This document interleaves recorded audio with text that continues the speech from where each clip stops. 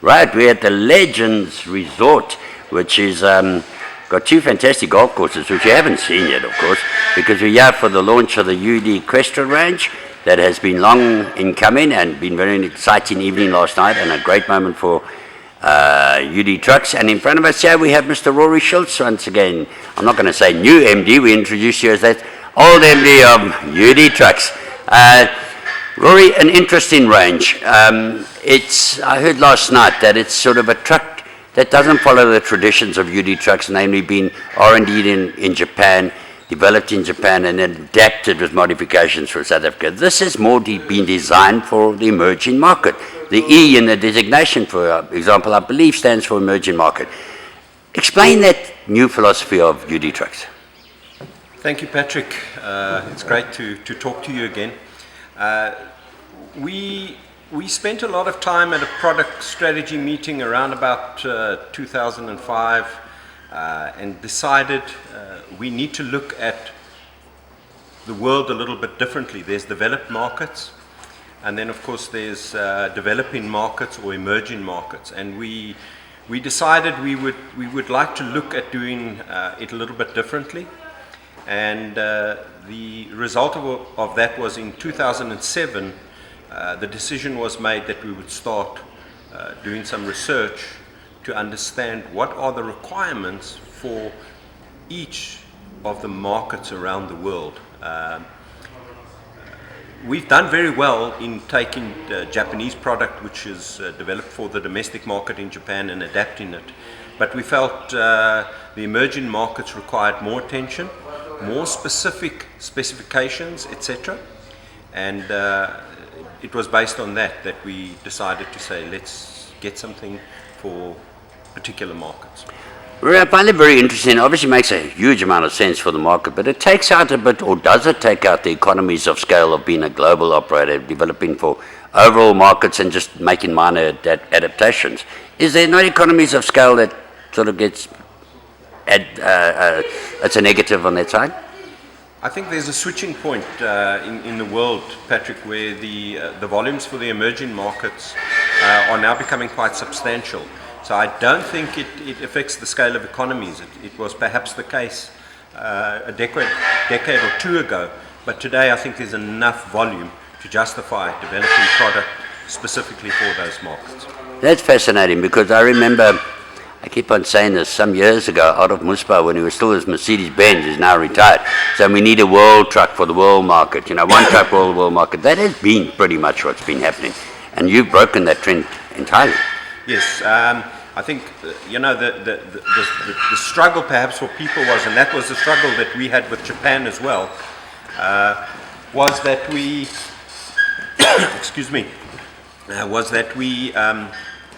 we tried to get that scale of economy out of the developing markets. And we've now realized there is scale of economy in the emerging markets. Purely because of the emerging markets are the new star of the global economy, isn't it? Absolutely. Yeah. I think we've seen a fundamental change taking place. And there's huge volumes. People underestimate the volumes.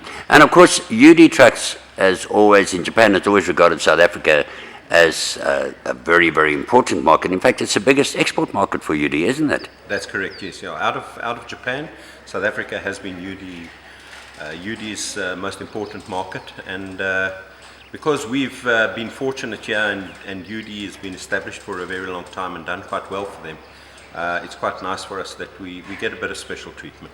Yeah.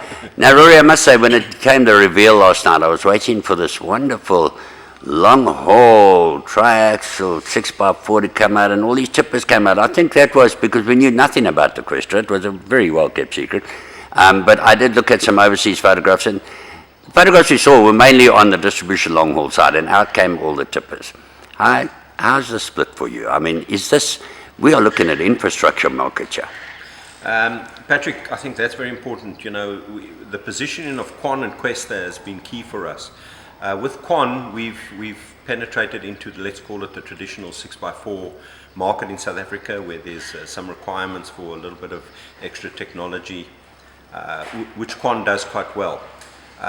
If we look at Quester overall, and let's step off South Africa for a moment, in some of those emerging markets, there isn't the European type product, which is looking after the typical long haul tractor type market. So we felt in those countries there was a requirement for a truck tractor, and hence maybe globally you saw that.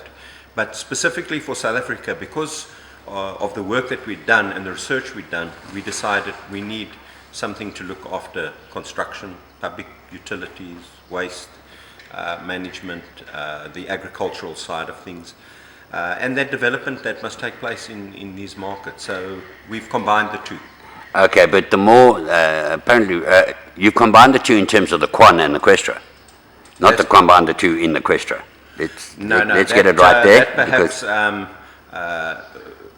we want to just clear up the confusion of distribution truck versus what I call infrastructure truck. Yeah, no, there's definitely a difference between those. Yeah. So Quan still remains the distribution, whereas the infrastructure, let's call that in your terminology, is Questa will fulfill that role. I'm just saying infrastructure because I'm waiting for that big promise of the government to keep spending money on infrastructure. We've built in Kantla now. Can we build some roads now?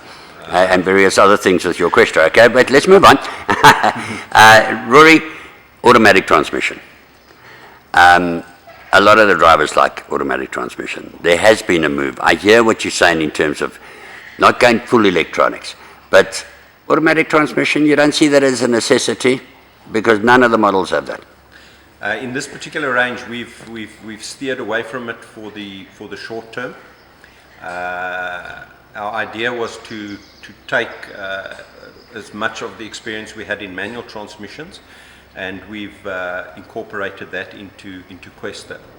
The development and the costs to produce, and one must sometimes distinguish between an automatic transmission or an automated manual transmission. Yeah. The costs to develop an automated manual transmission are quite high because there's a lot of interface that's required. Everything needs to talk to each other. What we've done on Questa is we have automatic transmissions which will be available, and those we're looking to have for the compactor industry.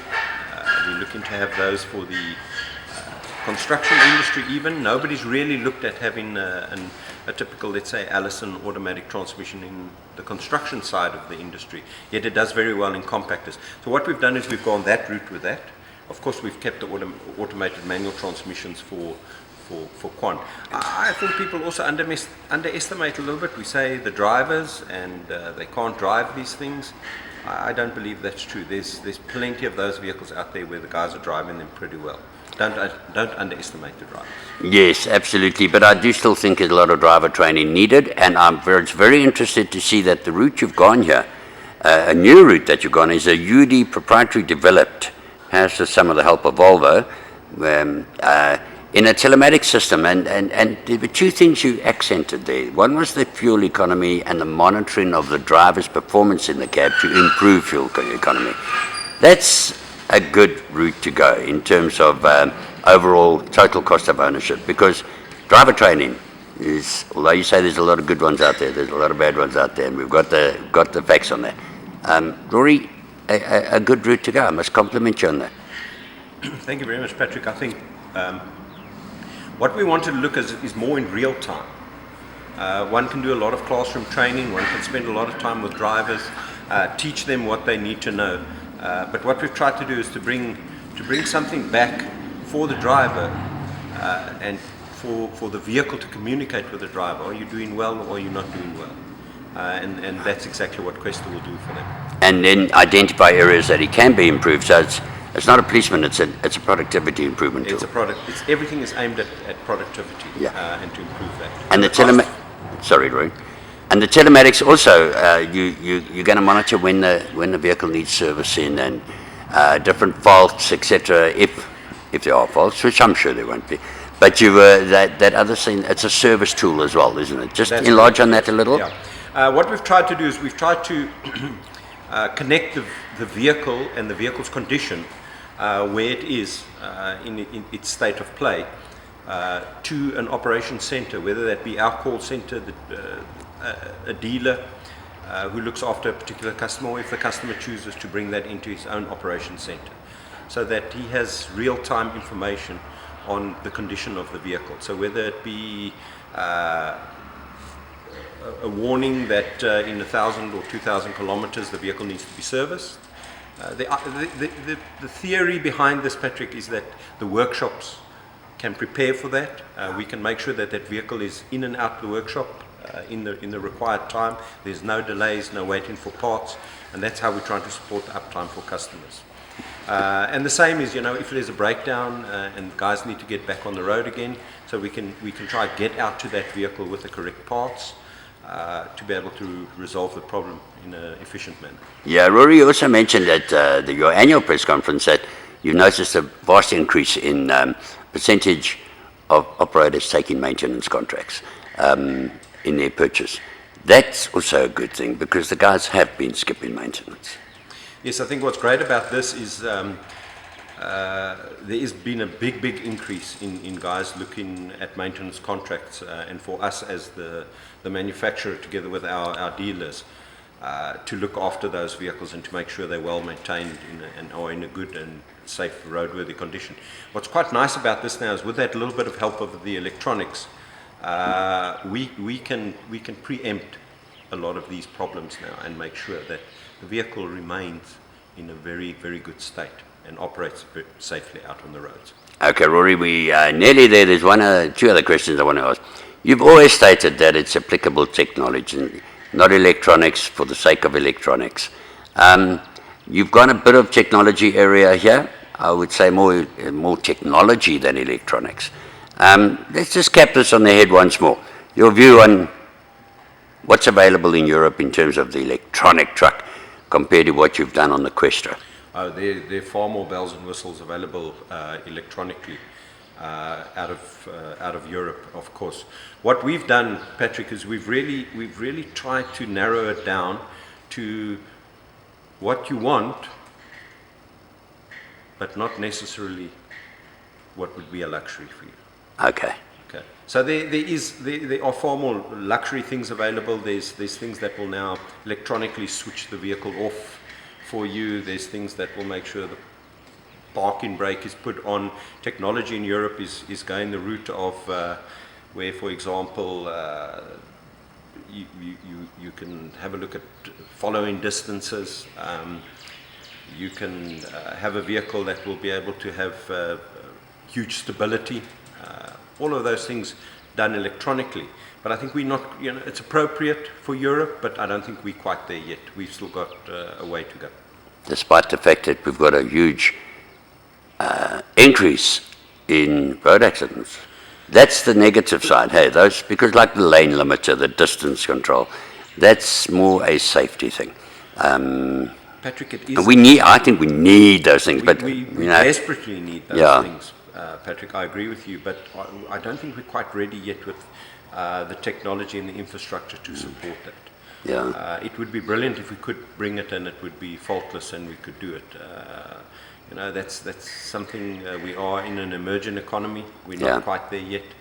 We're going through those pains that perhaps people in Europe or America went through decades ago, which we need to go through those pains, unfortunately. But the technology is coming quicker.